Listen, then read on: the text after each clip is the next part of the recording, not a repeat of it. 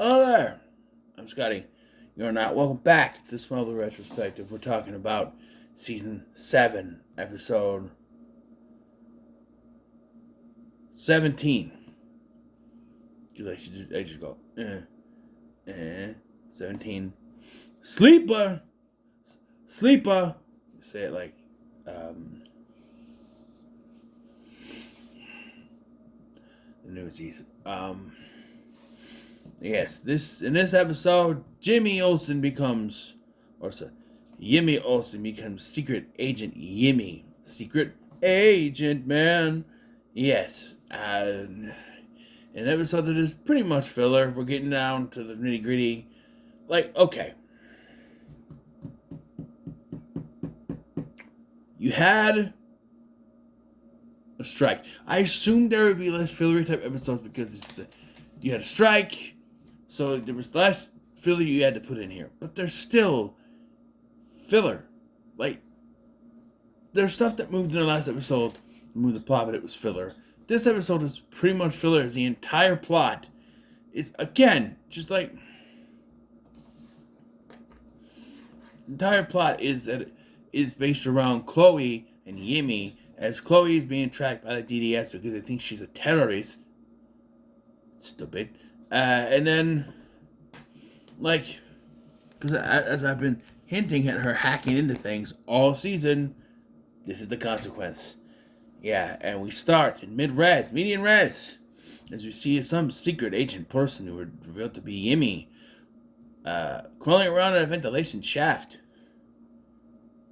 And some man is walking down the hallway with an armored briefcase. Figure drops down from an open vent in the hallway. Zap him! He goes sleepy now. And then he uses the man's eyeball to activate the retinal scanner and opens the briefcase.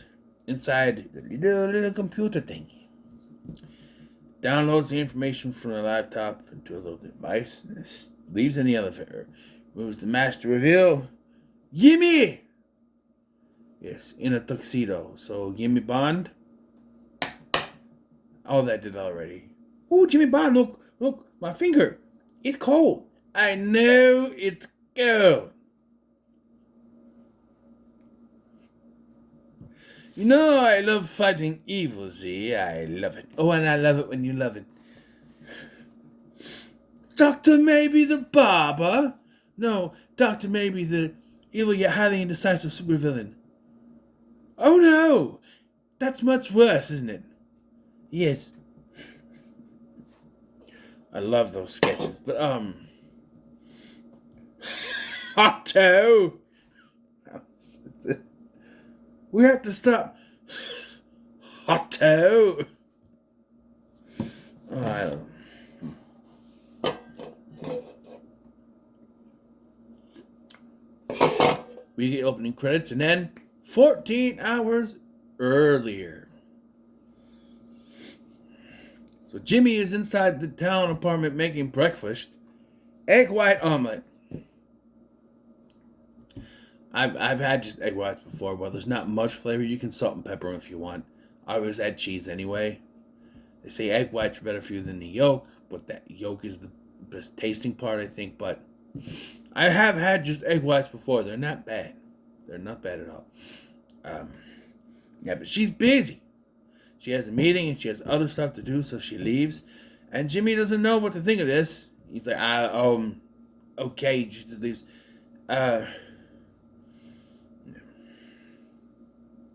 Because she is managing the Iris Foundation now that Lana is in the Sleepy Land, in Coma Land. Yeah. Some woman is looking at Yimmy through the window. Not so much. So Clark meets Chloe at the Iris Foundation, where a bunch of boxes. Oliver Queen left some equipment there. But he's talking. He's like, I don't know what to do. Like, Clark is this. I wanted to smack him upside the head, even though it hurt my hand. He's like, she's like, oh, we need the keys. He's like, oh, I stayed tonight with Lana. She's like, but we need to get those keys from Lex. I don't care about anything about Lana. She's like, Clark, if Lex uses those keys, he can control you. It's as much worse than that. I'm like, yes. Are you stupids? I understand she's the love of your life, but it's time to let her go. And I said that to the writers. Let her go. They don't listen.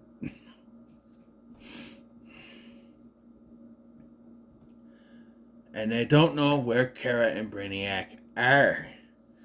So they just said to use a high-tech satellite to find them. Very high-tech, illegal satellite. But she's not so keen on hacking into the government satellite. So, but Clark is like, please, you gotta do this. We gotta find them. No. And, but we find out that Dr. Swan put all of Zoro's transmissions into the journal. So Clark's gotta look at that. So that comes into handy, the journal that he got from Swan's daughter. Then the strange, mysterious woman who I've seen before in an episode of Supernatural, Season 1, Episode 19, Dead Man's Blood. I'm hoping I got that right. Hold on. Just gonna go to this one, because I'm on IMDb right now. The plot. Because this went so all over the place. I needed the full synopsis to kind of... That's why it kind of feels a little more full. But I need the full synopsis.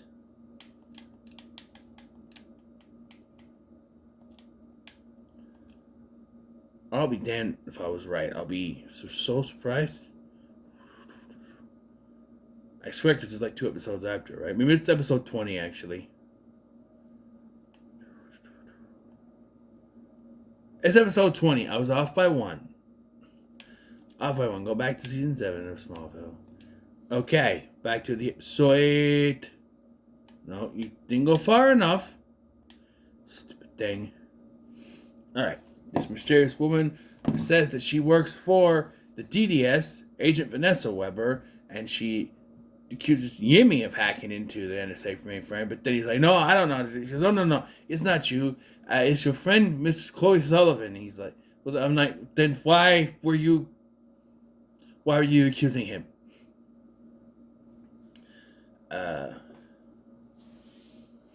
Yeah, he claims he's innocent, and then yeah, blah, blah, blah.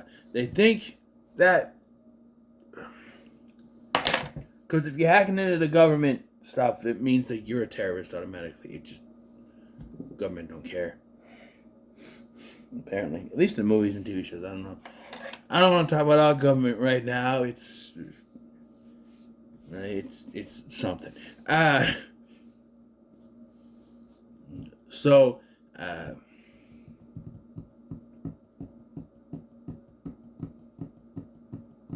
she threatens Jimmy to send him to jail unless he works with them. Spy on Chloe. She was in a briefcase full of spy gadgets. This is very James Bond. I want to call her Q. Well, I've never tried a female Q. I'm not trying to give anybody ideas, but I think if one character you want to turn for female, Q could work. Because as we know, Q is just a code name, right? Because you have Desmond Llewellyn's Q, and then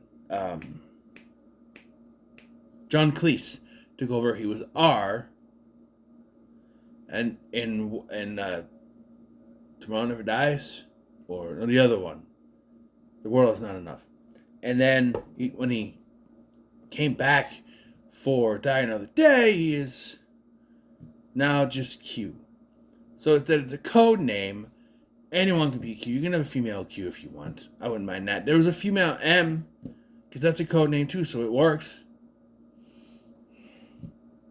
Everybody would freak out though. I don't know. But anyway, so he gives him the gadgets, and he goes off to the Iris Foundation to meet Chloe for lunch. But she forgot about it.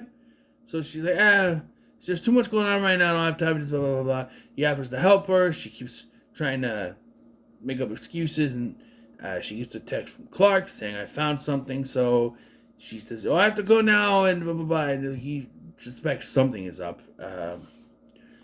Lex is finally getting ready to go to Zurich when the dad from My Babysitter's a Vampire shows up and says, you can't go anywhere. My son needs a babysitter. He goes, what does that have to do with me? Find a vampire. Okay, No, I'm just kidding. He says, there's a red flag on you and you can't leave. Just let him go to Zurich already! I'm sorry. As soon as he got that second key at the beginning of last episode, he should have flew his ass to Zurich. I hate how it's taking so long for him to get there.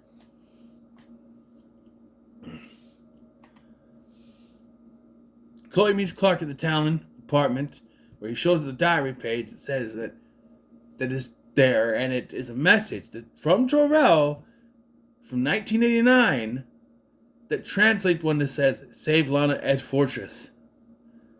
They're confused because Lana would be 3, and they don't know why she would need to be saving. But Clark wants to save Lana, so he goes to leave. But he's not on his way out of the barn. He's found by Jimmy, who is talking to him about Chloe, who's also there at this point. Does she leave? I don't know. But Clark reassures her that he's like, give me one good reason why she would lie to me. Lie to someone. To protect them? He's got a point there, And, you could trust... He says to a friend, you could trust her, He gets to the fortress, but Jor-El doesn't answer him right away. Instead, he gets a transmission from Kara, which is distorted for some reason. Wibbly wobbly, timey-wimey, I assume. And she went back. She's on Krypton. But wait! Krypton went kaboom! Huh? She says Brainiacs went to kill him as a baby on Krypton. I said, what? Okay. This...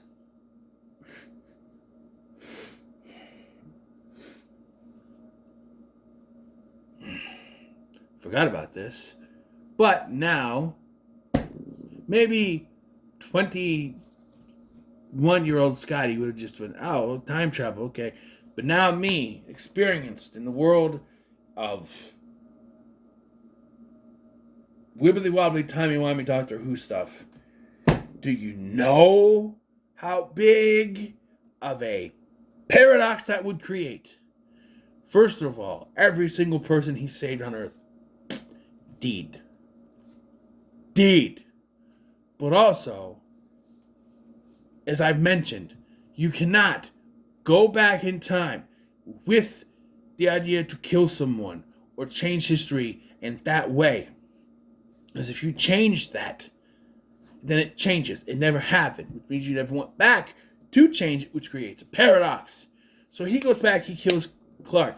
That means Clark no longer exists, which means he would have no reason to go back and kill Clark. Therefore, paradox. That's not how time travel works. You can't just go back and say that. See, they had a bit of a point in Endgame, though they skewed toward the other. They're like, we're going to go back, baby Thanos. And technically, that would work. But also, no, because it would create a paradox. But in Marvel's wibbly-wobbly, timey-wimey way, they have the timeline where they want to get away with their time travel stuff but not affect anything, which is not how time travel works. There's always a consequence. They say, nah, that wouldn't work anyway, because you go to the past, it's not the past, it's your present, but it doesn't make sense because you're going to the past and then you're going back to the present. So you're not staying there, so it's not your present. It doesn't mean... If you stayed there, that's time travel is just confusing in that thing. But what Banner had a point about is that you can't go back and kill baby Thanos, because then Thanos wouldn't be around to do the snap, which means you wouldn't go back. You wouldn't need to go back and kill baby Thanos. And my point, this would destroy universes. It would implode on itself. It would boom. Meanwhile, Chloe's trying to hack to the satellite located at the City Center.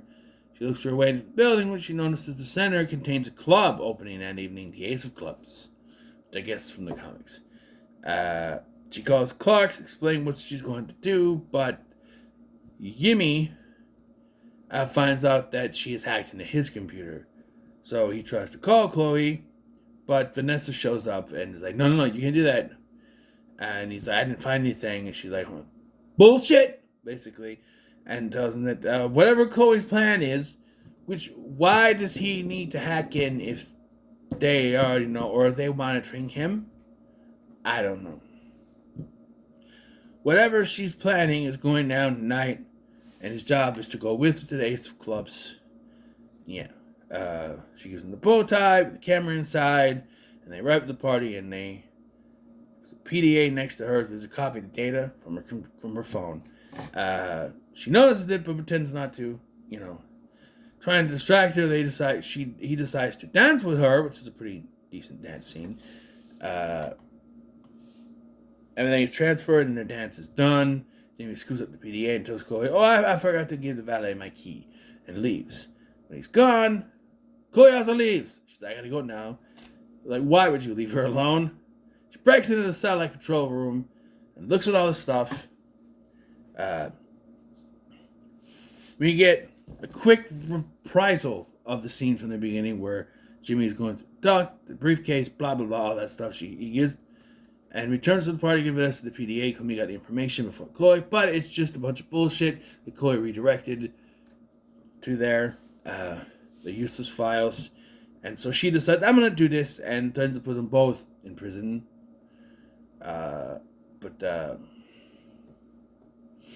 She finds a space image, which she says to herself, but Vanessa enters and arrests her. Yimmy is being escorted out of the building, but he beats up the guard and then leaves. Not beats up, he gets away from the guard to rescue Chloe. And Vanessa is just punching Chloe across the face as interrogation, which, I think you work for the government, that's not legal as part of interrogation, but okay. Chloe doesn't tell anything because she doesn't know anything. She's not a terrorist. But Jimmy's able to distract Vanessa and the guards by uploading his video game. It's a video game. That's what that was. It was a video game. She fends him off. He fends them off. Knocks out Vanessa. He rescues Chloe and leaves. When he gets home, and he wants the truth, but she's like, "Well, I know you were spying on me." He's like, and he's like, "Why didn't you just ask me?" Chloe, you lie to me all the time. You lie every time I ask you a question. You make an excuse.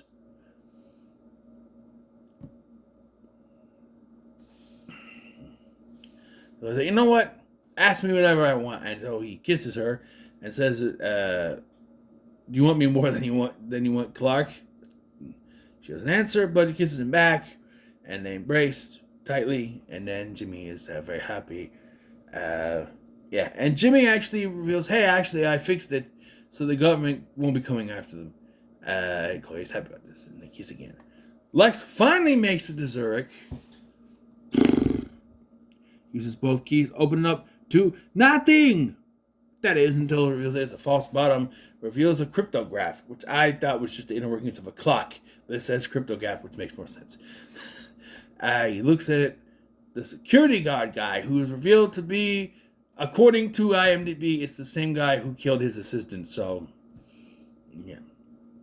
I just triangle, but Lex knocks him out and escapes with the cryptograph. Back in Metropolis, meanwhile, at the Daily Planet, he returns to Metropolis. The Daily Planet instructs someone on the phone to find out who attacked him. Just then, Jimmy arrives. Lex is cleared. Chloe's named for the arrest warrant, but Jimmy asks why he's helping him. He's like, well, you know what? I regard my employees as family. Bullshit. And hopes Jimmy will return the favor. Jimmy's not very happy about this, but he looks at the cryptograph. Meanwhile, back at the barn, Chloe and Clark are trying to figure out how Kara got back to Krypton. And so Chloe's like, well, maybe she went back in time and everything. And shows him an image with two blurs near a red star. Realized that Brainiac was trying to kill Clark before he ever departed for Krypton as baby. And we end with Chloe saying, you have to get back to the past. Samurai Clark. No, that's not it. Gotta get back. Find a way to get back to Krypton. Spoiler alert. We got a whole episode of filler shit before we even get to that. Unless it's at the end of this next one. I don't know. But the whole next episode is some kind of alternate reality bullshits. But whatever. This episode was fine. I'll give it a 3 out of 5 Superman logos out of 5. It's fine. It's a secret agent filler episode. Whatever. It's not going to be anything big. We got 3 episodes left, and I'm trying to crank them out before, so I can just get it done. And tomorrow could be like a relaxed day. Perhaps I will start my first. I might just wait till next week. Actually, tomorrow would be a relaxed day. That's what I kind of want, I guess. We'll do that and then do relax. So, what are your thoughts on this episode? Make comment, like, share, subscribe. Thanks for watching. I'm Sky, and I'll see you in the next one.